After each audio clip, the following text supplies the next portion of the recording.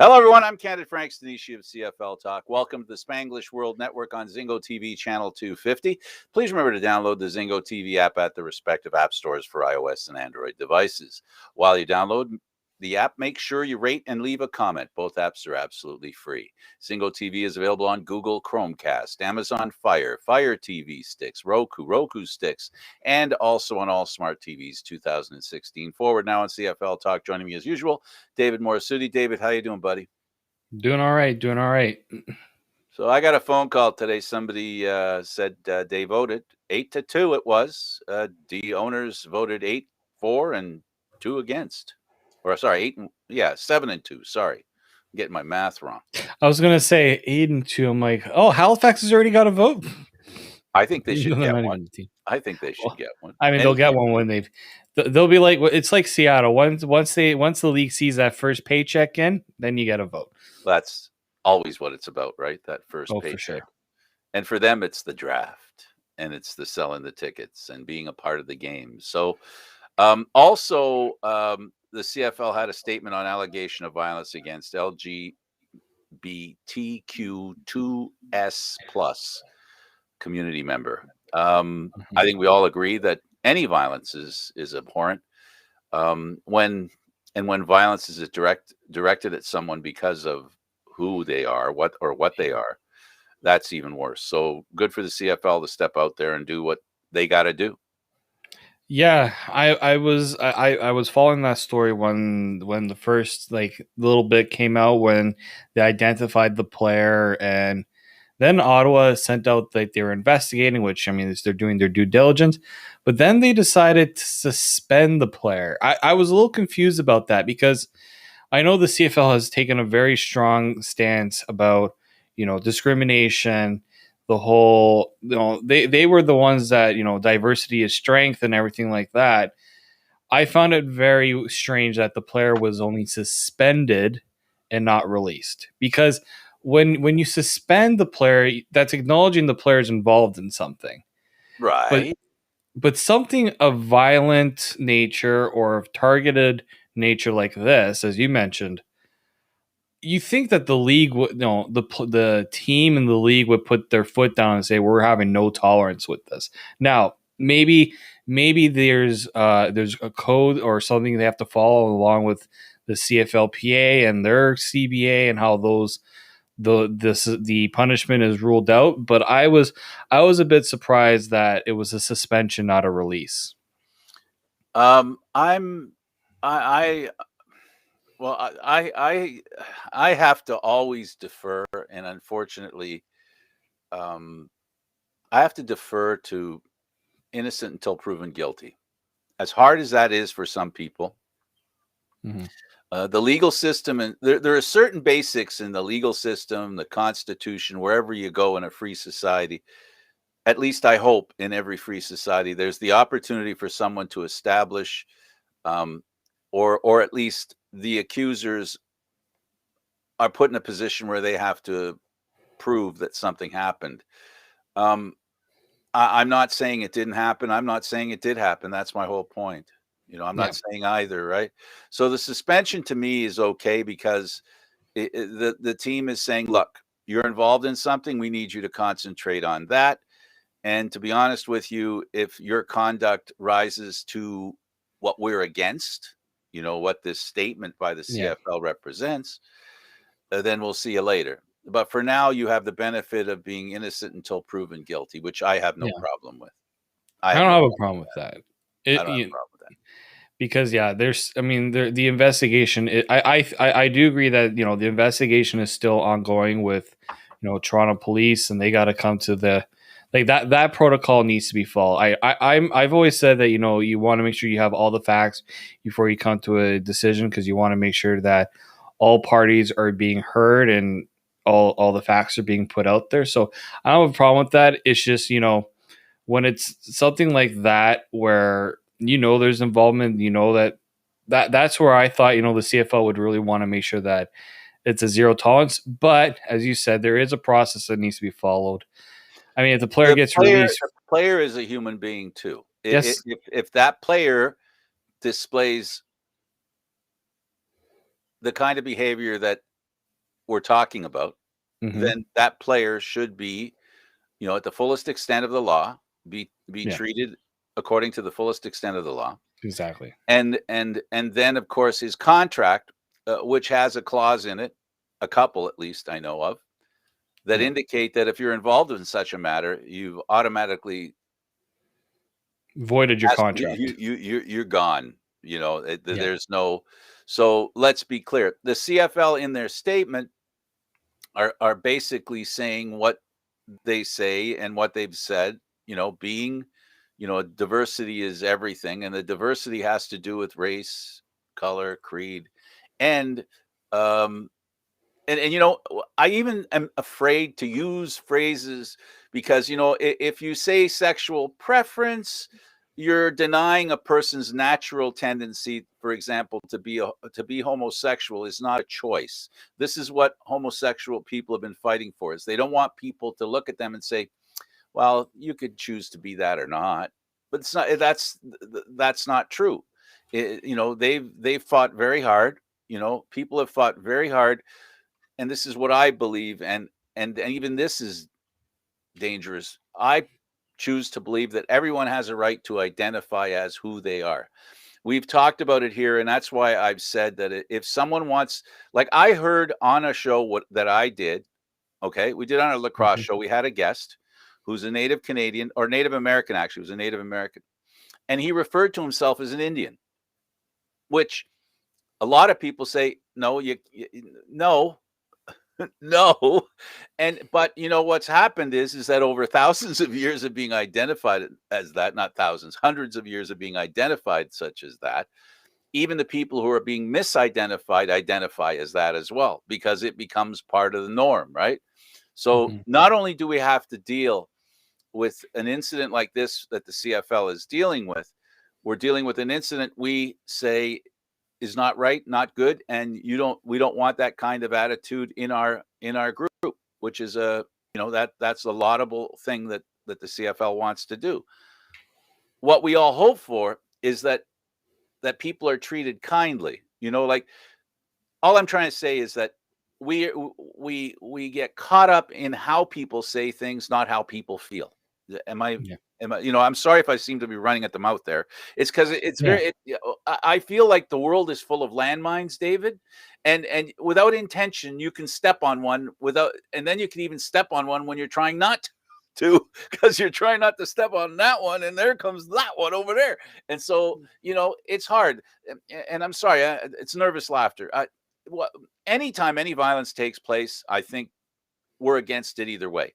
And Yeah. there's emotional violence as well. And there is a lot of violence in the world that people have the freedom to have. It's not sexual. It's not male. It's not female. It's every group has a problem.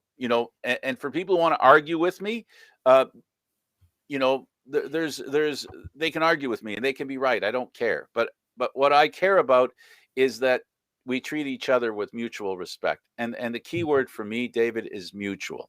Yeah.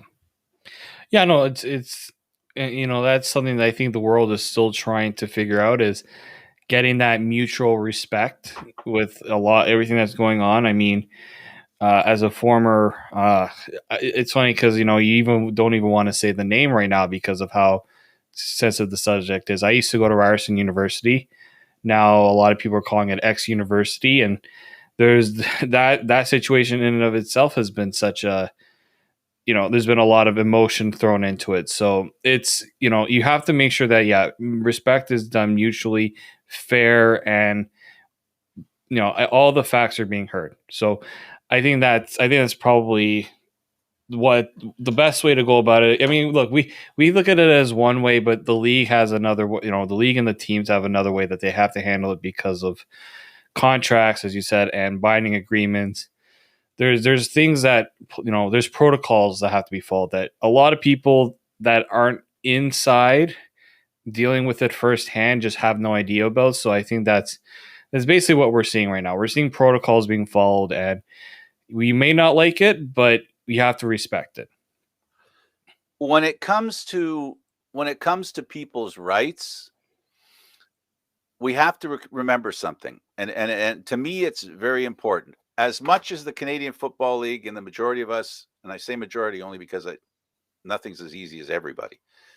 The majority of us agree this kind of behavior is unacceptable. Um, you know, uh, I think everyone should, and hopefully everyone does, is against repudiate this kind of behavior. But the one thing for sure that I guess we have to always remember is that I want to bring this to the point of like the Constitution about the legal system, why it's important that no one should be found guilty until they're found guilty. No one Yeah. should be guilty by accusation. Yeah. Because no one can tell me that there hasn't been in the legal system an accusation and a guilty finding that wasn't wrong. Mm-hmm. So all I'm saying is what he's accused of doing is horrible. Yes. But I don't want to be a party to hanging people before we know it's even true. Because now what we're going to be doing, we're going to be going back to she's a witch, let's burn her, And if she drowns when we drop her in water, she wasn't a witch, but she's dead now, right? So that kind of stuff is, we have to remember that part too, because that's the third rail. Like we can go down the train track, looking for guilt, innocence, and all that kind of stuff, but we got to be careful of the third rail. The third rail is when we're wrong. When we do wrong, and if someone is not guilty of something and they've been raked through the coals for what supposedly happened, I can't imagine, anyone who thinks that's a better thing to happen. So let's keep in mind, we've made our point. We don't agree with this kind of behavior. No. I've made my point. This kind of behavior has to be confirmed before it's punished, and that's why the last sentence here in this statement by the CFL says, OSEG will have no further comments on this matter while the Toronto Police investigation is ongoing. So the police will investigate, charges may be laid, court time may be had, a finding will be found. So it's a process, and let's not put the cart before the horse. Let's not punish somebody before we know that they deserve the punishment, please.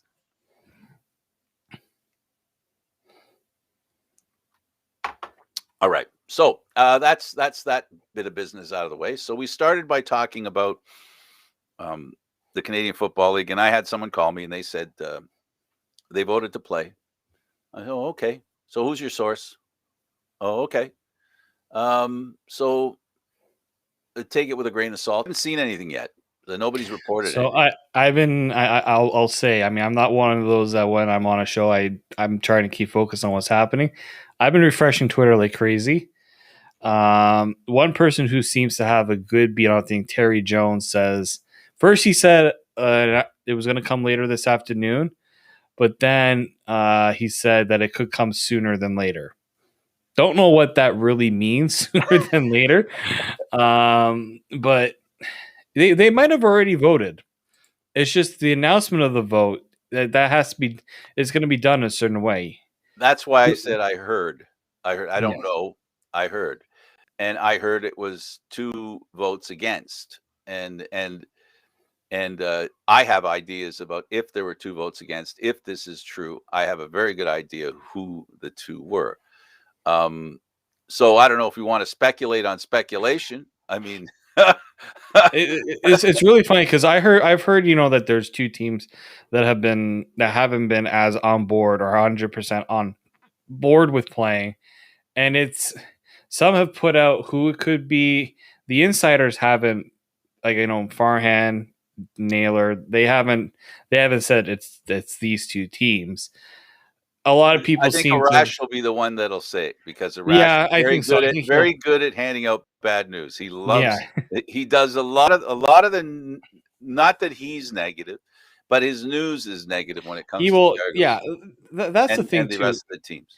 Does Arash Madani throw out a lot of negative things about the CFL? Yes, but a lot of it's also what he's heard and what people have told him, and he's just he's don't shoot the messenger a lot of the time. But unfortunately, he's facing the firing squad quite a bit. Well, he's the guy most tight in the boardrooms of Sportsnet, and Sportsnet is part of MLSE.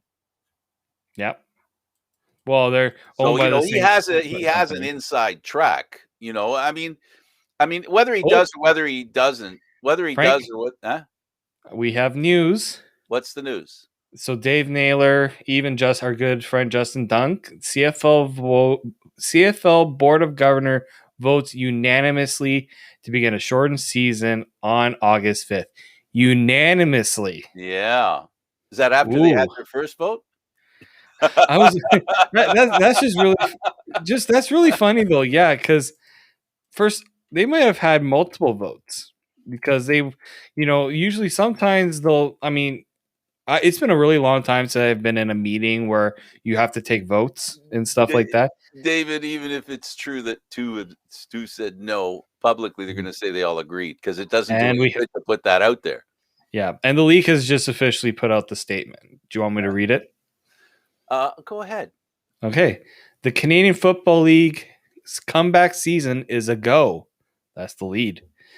On Monday, the league's board of governors voted unanimously on a 14-game season for its teams that will kick off August 5th and lead to the 108th Grey Cup on December 12th in Hamilton, Ontario.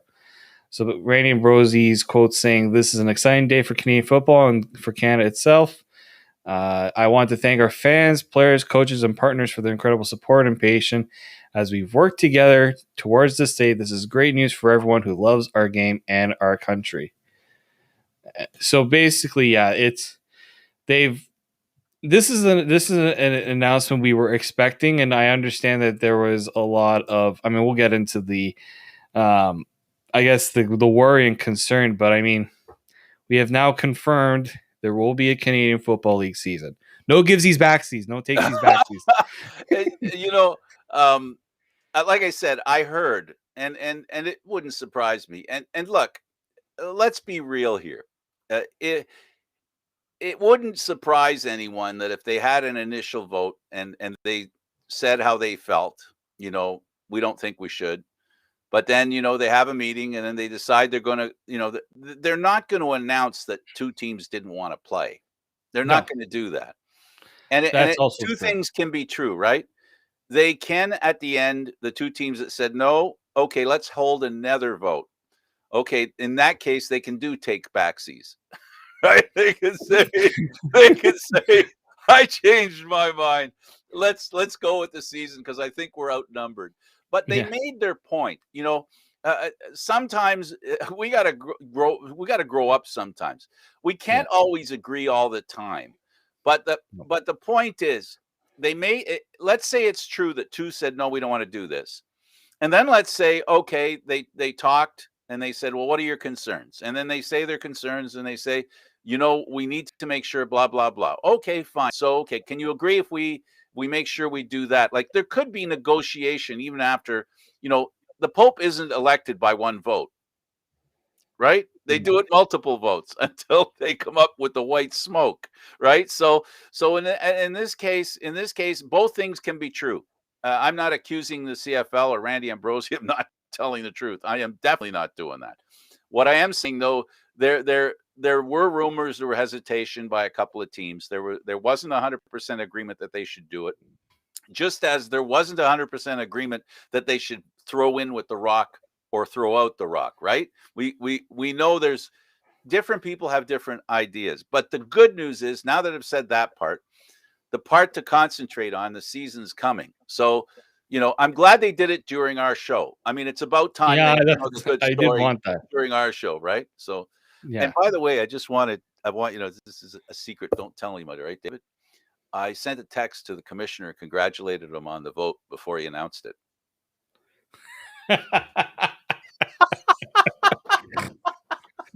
I don't think he didn't. I guess he didn't get back to you before we aired, did he? I haven't looked at my phone, so there could be a bunch of exclamation points and asterisks and stuff like that on it. He may never answer a text of mine ever again. It is what it is. I think it's great that the game is here. We all want. Let's talk a little bit about the negativity, and I hope that last bit didn't come out negative. The negativity that people had against the CFL, that the media was basically kicking the CFL in the shins because other leagues played last Yes. year, and why didn't the CFL play last year? So yeah, I mean, we even discussed this a little bit too.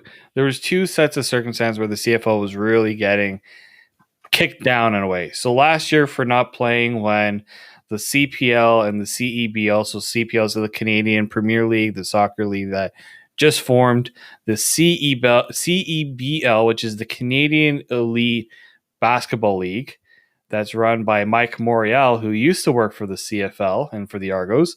And a football Um, player. Yes, and a former football player. They had their season last year, and then they've already given themselves like we're going to be playing this year as well. So there was a lot of, well, how come these leagues are announcing theirs, but the CFL isn't? And Frank, you made a really good point. I think you should get the credit and the Give me the for credit. You can say the point. I'm okay with it. well, let's. I mean, look at what the CFL was planning. Their season was going to have to be done in a bubble, but Right. we're talking about a full, as long of a season as possible with the playoffs and the Grey Cup. The CPL and the CEBL, they held like tournaments. They didn't hold a full season like the CFL would have to put forth. You know, We're talking a handful of games. a handful of Literally games. a handful. A handful of games, their players, I hate to say it, they don't make as much as it's funny, we always talk about how little the CFL players get paid. These leagues they don't exactly burst out when it comes to how much they're paying their players. I'm sure it was pretty low when you compare to other leagues and such. It's just there are a lot more, and also football with the number of players involved and the protocols that have to follow. It was just there was a lot going against the CFL that maybe these other leagues didn't have, right? And it's a little unfair to make those comparisons because the product is just so different. Football, when I look back at team the Go issues through with, them, David. Go yeah. through start with look, how many players there are on a football team? Yeah, Right? How there's many gonna players? I think there's gonna be this season. There's gonna be fewer. There's gonna be about 44 to 46 on an active roster, and then you got practice squad players. You got coaches.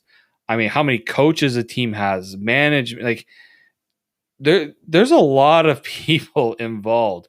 And nationality. That comes into play too.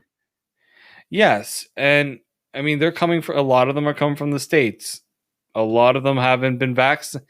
The vaccination part was very hard. You're also telling players that are coming up here they're gonna have to quarantine for 2 weeks. Well, it's a little tough when you got to quarantine. Let's say a good 3/4 of your roster, that are American. That's not easy.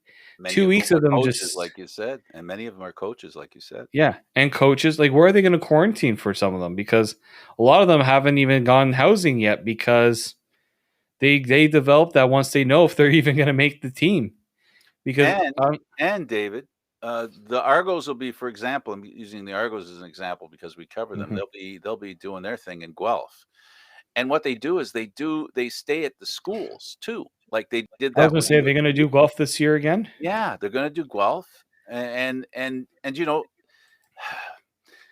you got to integrate into school too, right? So now you've got to isolate yourself outside of that environment. Find a place to isolate. One of the reasons why they go to the schools is because a lot of these guys, they don't.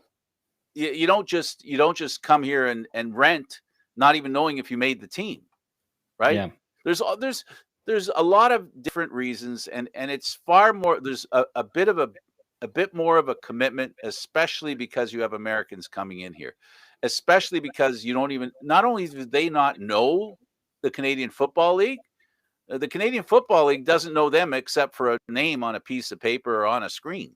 yeah, So there's a lot of unknowns, and the last thing that we can handle under the pandemic are the unknowns. The pandemic Yeah. occupies all the unknowns. There is no room for any other unknowns when it comes to the pandemic and the way our life has been in recent, I'm going to say months, but it's really years now. It's getting into. Yeah, there's just a lot of complications and the cost. You know, if you we had I mean, when we talked with our guests that come in, a lot of them were on agreement that said, you know what, it wasn't the worst thing to not have a season. Dwayne Ford, who his job is covering the CFL and benefits from the CFL playing, he even said it was a good decision not to play last year. So I'm just glad that the last thing we have to talk about over the next few weeks is will they play. Absolutely. Now we're getting into training camps open July 10th, a month from now. A lot of players are now calling up to see. Now, this is the other question I have, because now that we've already know the government of Canada has approved no quarantine for Canadian travelers coming to back to Canada. If a CFL player is fully vaccinated, I know quite a few of them are because they've been posting them. Will they get the same exemption, or will they have to quarantine? They might have to do a 7-day quarantine when they get here, which I don't get. If you're allowing a certain sector of the population to not quarantine, and then these people have to quarantine. Will this be an example of an employer requesting information that indicates and confirmation that they've been fully vaccinated? And by fully, I mean if they're taking the vaccine like AstraZeneca or well, anyway, Yeah. both they've had both jabs. This is one of the examples where one can't argue the point that a company says, we need to know if you've been vaccinated. They'd be well within their rights to ask that question, in my opinion. I don't think they'd be hurting anybody's personal rights. I think and I still believe this. This is the part that gets me. We're constantly bending over backwards for the people who don't wish to cooperate. I don't understand why Mhm. we bother. Don't even bother.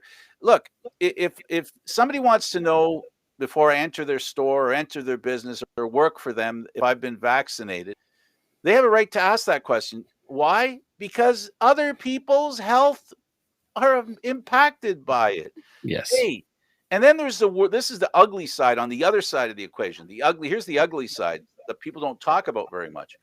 If someone's been vaccinated, fully vaccinated, they're not going to get sick at your place of work or your business.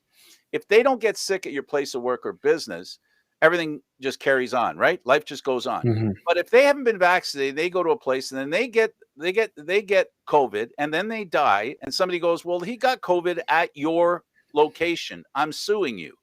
And unless people aren't allowed to sue people, then those people who are risking their own lives are doing it at the peril of other people financially, which is not the most important thing, but it's a logical concern because that's one of the reasons why here in Canada we haven't done it, David, but in the US they've done it. The bill that they put through, they eliminated the ability to sue if you get COVID so that Mhm. places can open up. Otherwise people would be afraid to open up because Yeah.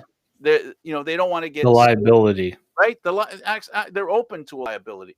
So the Canadian Football League has a right to say we don't want to be held in any way under the opportunity of being sued and have any liability having you come here because you're not protected. So we expect you to protect yourself so that we can carry on without concern. And Yeah. that's the part that irritates me more than anything because we're stopping because we're afraid of somebody that doesn't want to take care of themselves. And I understand everybody has a right. And there are people out there who can't take the vaccine, who have immunity issues, and so I understand that again. But we've got to work out a way to get back. I'm my feelings. I'm retired. I can sit in my home all by myself for the rest of my life Yeah. and it wouldn't bother me for a second. I have nothing. I'm not losing anything other than, a few things. But so for people who want to get back to life, I can understand. And I'm being overly sympathetic to them because I'm not one of them. And that's the problem with being an empath. Yeah. I think the big question now is, trying to get fans back into the stands. That's going to be another challenge, because I know on Ontario, it's quite ironic that the day that Ontario gave the green light for sports to start returning, that the CFL announcement kind of goes coinciding with it, and it was asked of the minister Lisa McLeod, um, will we have fans in the stands? That's the big question a lot of people want to know right now. And she said that, we're getting there. We're not there yet, but we're getting there. And I'm very curious to know what that means in terms of, because we already seen in Ontario, 550 fully vaccinated healthcare workers went to a Leaf game. That set the precedent, in my opinion. Well, it's the slim edge of the wedge. Yes, absolutely. very much so. And they've already we're up until this week, we weren't even talking about opening up again. All right, we have a trailer. We went on the weekend. We couldn't go there and cut the grass, so when we got there first time, 2 feet of grass, 2 feet high, David, and all I had was a lawnmower and a little mini weed whacker, and so it was fun. So we finally went back. We were waiting for that, but that didn't. We found out on Monday or Tuesday that we could go on Friday because of the government announcement, right? Yeah. Yeah. Well, okay, you can go. So we're at the point. We're at the point where I think it's like we're at the point where the government is saying yes, but they've been very careful before they said yes, where the yes isn't going to come out that readily because they know how much pressure they're under to say yes.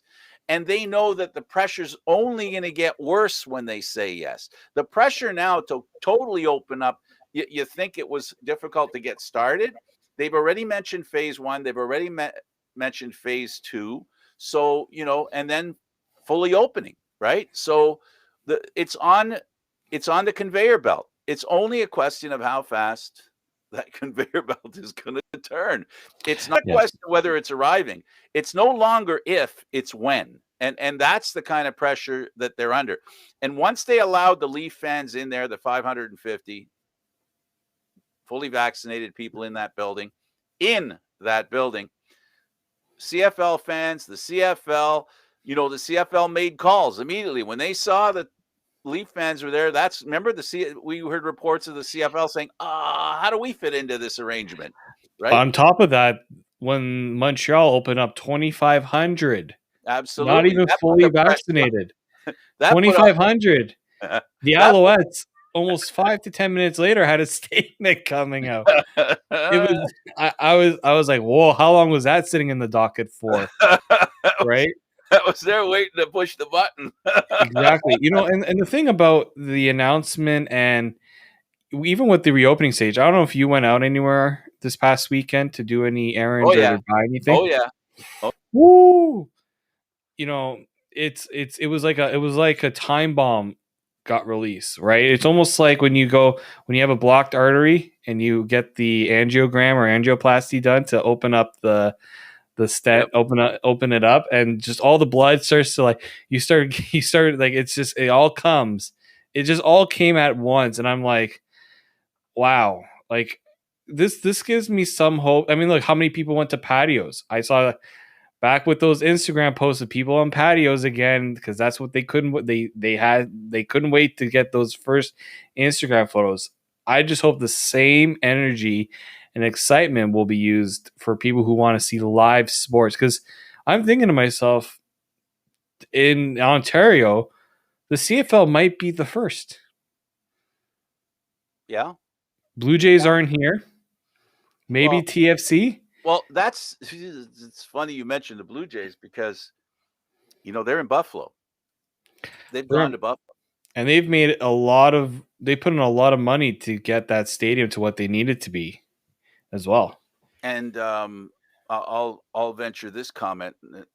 You can agree or disagree, but the other problem that the Blue Jays or the government has when it comes to the Blue Jays is if they keep fighting for a playoff spot, a wild card spot, there's gonna be a lot of phone calls. Like it's time to bring them back.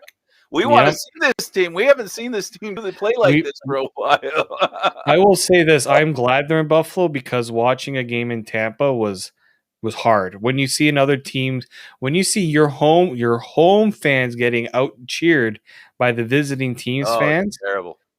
it's terrible. It does not help the psyche of the players, and I think they actually that's why they prefer We Buffalo. learned that we learned that ironically with the Buffalo Bills coming to Toronto. Yep. That ended. That ended soon after the players just said we don't even want to go there. Remember all the bad press that the game was getting from the NFL players in Buffalo. You know, Yeah. they were getting a lot of bad press. They're going, well, this is ridiculous. What are we going to? We're wasting a home game to be on the road, right? And that's what you're talking about. And you know, let's face it. There's nothing that proves the point better than what we've seen in the past week, 10 days. The first time we saw an American National Hockey League team play at home with a full house and then watch that game after watching the Leafs in Montreal, right? Or Montreal and Winnipeg, right? And Yeah. you go from that, even with the 2,500, even the 2,500, Yeah. or go to Winnipeg with the 500. Watch that game and then watch the game in Vegas. I know Vegas gets a lot of credit for being all exciting and all wonderful and all that, but the same thing was true in Nashville. The Yeah. same thing was true in Tampa. You know, Carolina. Carolina. Listen, they make a difference. The fans make a difference. It's not just about money; it's about atmosphere, and nothing, Yeah. says atmosphere than excited fans during playoff sports. My goodness, playoff sports, not even regular Yeah. season. So I will say that I've only been to one playoff game in my life because really you can only afford one playoff game in your life, in Toronto in either lifetime. yeah, The the atmosphere there's no comparison. None. When you get fans that are invested in the fact that this game means so much versus a regular season game where it's like, unless it's a clinching game or a game that they need to win to clinch a playoff spot, that's a little different. But when the stakes are as high as they are in the playoffs, the edge, the excitement is totally different. I mean, Vegas has by far has shown that. Like the excitement in Vegas right now for the Golden Knights has given them an edge. I will say that. And I can't wait for CFL fans to have that. I mean, look, it's been 2 years. It's going to be 2 years since you've seen your team on the field. yep. I anticipate, especially where fans are at their rowdiest, a la Hamilton, Saskatchewan, Winnipeg. I mean, look, Winnipeg hasn't even been able to celebrate their Grey Cup with a banner in the stadium. And that's That's going to be it's going to be an interesting moment. Your been 2019 longer than Grey a Cup. year for that, right? Yeah. A year and It's a like half. it's like your 2019, you're reigning Grey Cup champions. I'm just like, it's 2 years ago. Why? Well, you know how long it was? It was as long as oh man, that was at the same time that Grey Cup was being awarded at the same time COVID entered onto the world stage. Nobody knew it at the time, but that's when the doctors in November, while Winnipeg was winning the Grey Cup, there were doctors in the hospital from Wuhan, China, who had caught what people say was COVID. They went in with the same symptoms, COVID symptoms. So the SARS coronavirus. So it's been a while. It's been a while, and as much as you want to say, I feel sorry for the Winnipeg fans who couldn't watch you know, the celebration, the first game of the season. It's going to come now. It's coming. The Winnipeg fans are going to get a chance to cheer that Grey Cup victory that they may or may not remember by then. It's going to have been a while. So, Hamilton's looking forward to the Grey Cup. I'm looking forward to the Grey Cup. It's fantastic, that it can happen, that there can be and should be another Grey Cup championship. We get a chance to cover the game that we enjoy covering. we're grateful to the Toronto Argonauts for allowing us to cover the team as close as anybody.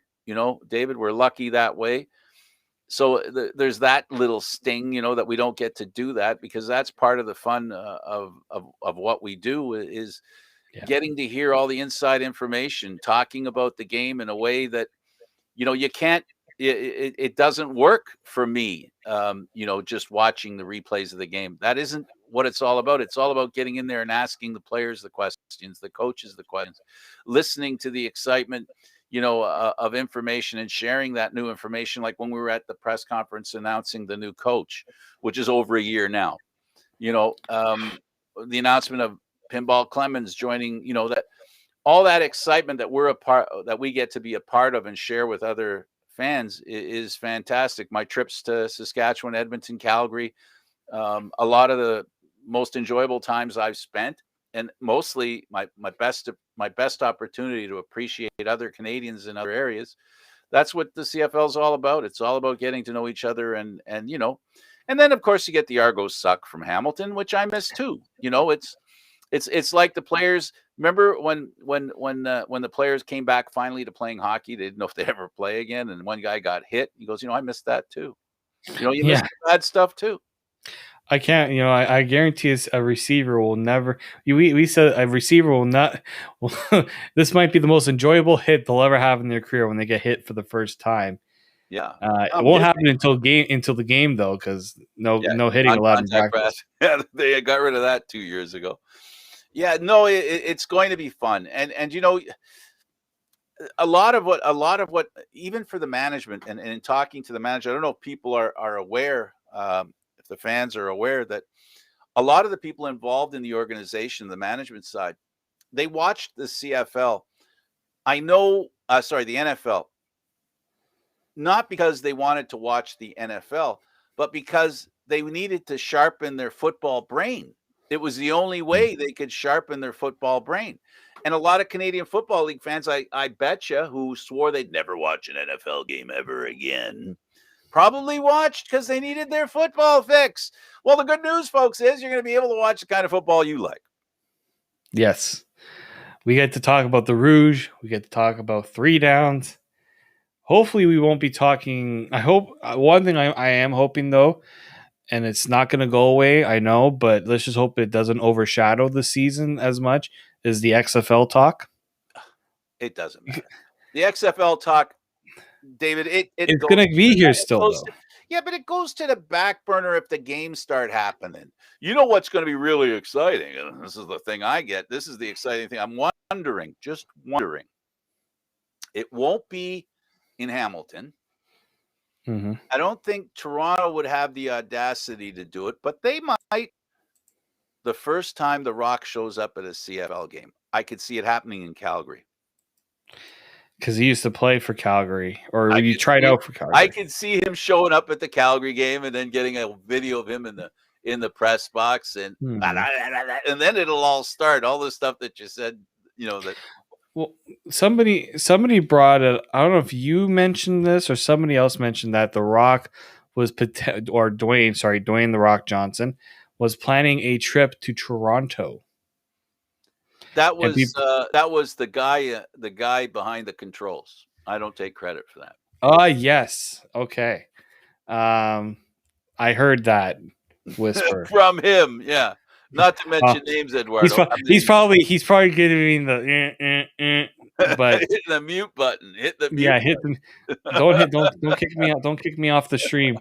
No, but like there will be if Danny even Danny Garcia comes up for a meeting, things are getting serious. If she's coming up, because I think she's going to play a larger role. The Rock will be a face of it, but Danny Garcia will be the one that I'm keeping an eye for. If I see a Danny Garcia Instagram post in Toronto, I'm going to be like, I wonder what we know what she's doing here, because this is her project. This is her thing. Yeah, sure. Okay. No, I'm wondering, just wondering, as far as that's concerned, the XFL is concerned, I think we're out of the woods as far as that's concerned for a short time. But I really we've also heard with the XFL talking to the CFL, we've heard about the USFL. And like the football, the business of sports has been put on hold. It's not just the CFL, right? Now everything's starting to come back. And you were mentioning will the CFL be the first pro sports in Canada to have, closer to a full audience and maybe even a full audience. I can see that being the case with the Canadian Football League, being that it is a summer league, right? It's a summer sport. So, and if it does, it opens up opportunities for a lot of things like minor league sports, whether it be football even directly, but then all the other sports. Once pro sports and fans are together and they're back together again, it's only going to be a hop, skip, and a jump to have parents bringing their kids to baseball, right? Soccer, that kind of stuff, which raises a lot of hope for everyone. Not to take away from talking about football, but really, what's important about the Canadian Football League getting back is the message it sends to everyone else. Not because it's important that the CFL said yes. It's important that the government and the powers that be said yes. We just talked about it at the beginning with Montreal and the 2,500 put pressure on Toronto and their 500, which in turn put pressure on Winnipeg. God, we got to have our 500, right? So, all these things, they work like a steamroller, right? Just like a steamroller. It moves slow, but it doesn't stop. And that's where we're at right now. And that's the best message that I can give anybody out there. And as far as the CFL is concerned, the steamroller's moving and it's going to take a lot to stop it. And I think it's just a question of time, not a question of if anymore, which is to sort of almost end the show on the right note. Cause isn't that what it's about? It's no longer about if the season's going to happen. It's now a question of when it's going to happen. We still haven't got the confirmation yet. Agreed to play. They agreed to play a version that is less because of the pandemic. Starting August 5th. Right. And the plan is to start August 5th. That's what they agreed to do. Right. We don't know what the schedule is going to look like. No, we don't know. That should be coming out, I think, maybe tomorrow or early this week. We do know that it's quite possible there may be a province or two that aren't ready to start as soon as other provinces. And that if that's the case, the schedule will most probably reflect that. Yes. One thing I did want to bring up about all this is the playoff format. It's been thrown out there that the CFL has a right in the clause of their agreements with the players to have an 8-team playoffs. What? So 8 teams would make the playoffs. Okay. That has received quite a bit of eyebrow raising. The humiliation. I see humiliation in some teams' future. Can you imagine being the only team that doesn't make the playoffs? I was about to the say. Only team. We're the only team that didn't make the playoffs. It's like when the NHL did their return to qualifying last year, and they expanded the qualifying to include more teams, and you see the teams that didn't make it, and they're just like, we couldn't even make the extended playoffs. I know part of the reason why they're doing this because it includes a little more revenue because you can have a little another game added for a lot of teams. And some are like, television. I mean, a regular season game, a playoff game. Yeah, the viewership. I mean, when there's something on the line, it definitely means a lot more. And the favorite part about this, people is like, but the integrity, because you're gonna have 8 teams, and I'm like, well, I understand that. Some are saying, why don't they do 7 teams and like the top team gets a bye? That could work too. But here's the thing. The NHL expanded their playoffs last year. The NBA did it this year with the qualifying. Baseball did it last year. Baseball did it last year. Baseball's added a wild card team. Now I understand that the CFL, it's a small league, but here's the issue in the CFL, and I think it's gonna help the league this year. When you have something to play for, you play a lot differently. When the games mean a little bit more, the player's mentality is very different. When a team is out of it halfway through the year, you can tell the games are just not as exciting. Fans are less willing to go because they don't want to go to a game that's not going to have the intensity. And look, I don't say that all players like they play their butts off because they have money to make, they have another contract to earn. But there's a different intensity and mentality that goes into playing a game that matters. So if for this year they decide to extend the playoffs and we get more teams that feel like, you know what, if we get into the playoffs, anything can happen. Sure, do it. I don't care. Absolutely. How many 9-9? You win a Grey Cup. 9-9, 8-10. You can win a Grey Cup. So you're not reaching down that much further. And we talked about the fans and the impact they have. And when it comes to a playoff game, the atmosphere with the fans in a playoff game, it's heightened. The excitement's at an extra level. It's do or die time. Football, like a lot of other sports, lose, you're out. Lose and you're out. So winning is everything. You got to keep winning. So the pressure's a lot more intense in the playoffs. It's going to be fun. It's fun just think about the playoffs in the Canadian Football League. It's fun just thinking about the fans getting excited about going to a game, whether it be regular season and, of course, playoffs. So, that's the stuff we're looking forward to, David. More than anything is I'm looking forward to, what I like about the CFL, what I've always liked about the CFL is the sense of community that the CFL has, and having that community come back is what excites me more than anything. That's really it for me because I see how many CFL fans, I give them so much credit for even being able to tweet about it. I see a lot of them tweeting about the CFL every day. To do it for 2 years of waiting for this moment to happen, like I give them a lot of credit. I mean, the CFL, for the dedicated fans that will come back, they owe them a lot of gratitude. The fact that they, after all this time off, not knowing whether they were going to come back, and then they talk about another league merging and all this stuff.